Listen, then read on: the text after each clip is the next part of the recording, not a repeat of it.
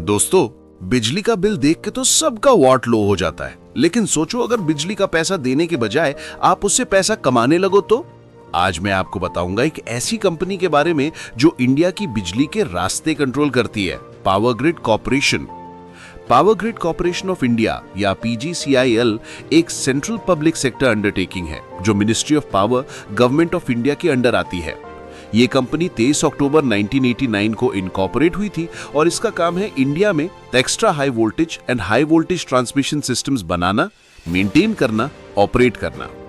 PGCIL ने पहले NTPC, NHPC, NEEPCO जैसे ऑर्गेनाइजेशंस के ट्रांसमिशन एसेट्स को ग्रेजुअली ट्रांसफर किया। गवर्नमेंट ऑफ इंडिया इसका मेजर प्रमोटर है, 51.34% स्टेक होल्ड करती है। पावर ग्रिड का मेन बिजनेस है इंटर स्टेट ट्रांसमिशन सिस्टम, यानी पावर ट्रांसमिशन अक्रॉस स्टेट्स। उसके अलावा consulting services, telecom via transmission lines का भी सेगमेंट है। ट्रांसमिशन नेटवर्क बहुत बड़ा है, इंडिया की इंटर स्टेट और इंटर रीजनल ग्रिड्स काफी एक्सटेंट पे कवर करता है। Transmission line, substation, HVDC, EVAC systems etcetera इसकी की इंफ्रास्ट्रक्चर है। करंट प्राइस यानी आज का 293.30 rupees. Market cap approx 2,68,415 crores।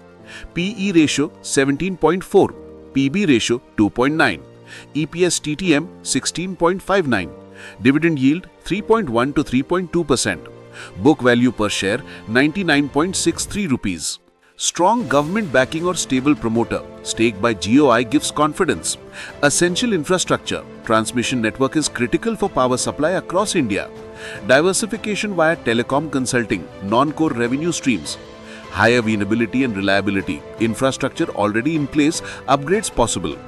Dividend paying track record, investors जो steady income चाहते हैं उसमें interest होगी। प्रोजेक्ट डिलेज या execution risk, transmission projects complex होते हैं, डिलेज हो सकते हैं। रेगुलेटरी या tariff risk, cost pass through, government policies affect margins. Interest या debt burden, infrastructure companies debt पे डिपेंडेंट होते हैं।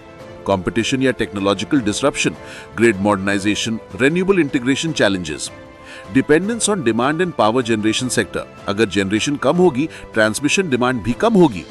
इन Q4 FY25 नेट प्रॉफिट थोड़ा सा गिर गया, approx 0.5% due to delays in transmission projects. Company ने MEL पावर ट्रांसमिशन लिमिटेड का एक्विजिशन किया for rupees 8.53 crore. Q4 revenue from operations increased approx 2.5% year on year. Also, recent order for supplying 765 kV transformers to Hitachi Energy ने attention attract किया। Stock अभी reasonable valuation पे trade कर रहा है, PE approx 17, PB approx 2.9। अगर power ministry या government policy supportive रहे तो रिन्यूएबल एनर्जी ग्रिड इंटीग्रेशन बड़ा ड्राइव बनेगा, जहां पावर ग्रिड का रोल बहुत ज्यादा होगा। लॉन्ग टर्म में ट्रांसमिशन इंफ्रास्ट्रक्चर की डिमांड बढ़ेगी, इसका बेनिफिट मिल सकता है, पर शॉर्ट टर्म में एग्जीक्यूशन डिलेज और रेगुलेटरी चेंजेस रिस्क हो सकते हैं। मेरी नजर में पावर ग्रिड एक मॉडरेट टू स्ट्रॉन्ग पिक हो सकता है उन इन्वेस्टर्स के लिए जो लॉन्ग टर्म देख रहे हैं और रिस्क एक्सेप्ट कर सकते हैं, लेकिन शॉर्ट टर्म वोलेटिलिटी हो सकती है इसमें। डिस्क्लेमर, ये वीडियो सिर्फ एजुकेशनल पर्पस के लिए है, इन्वेस्टमेंट एडवाइस नहीं है। अपना रिसर्च करो या फाइनेंशियल एडवाइजर से कंसल्ट करो। बस दोस्तों, ये थी power grid corporation of India की फुल डिटेल। अगर आपको वीडियो पसंद आया हो तो लाइक करो, शेयर करो और सब्सक्राइब करो चैनल।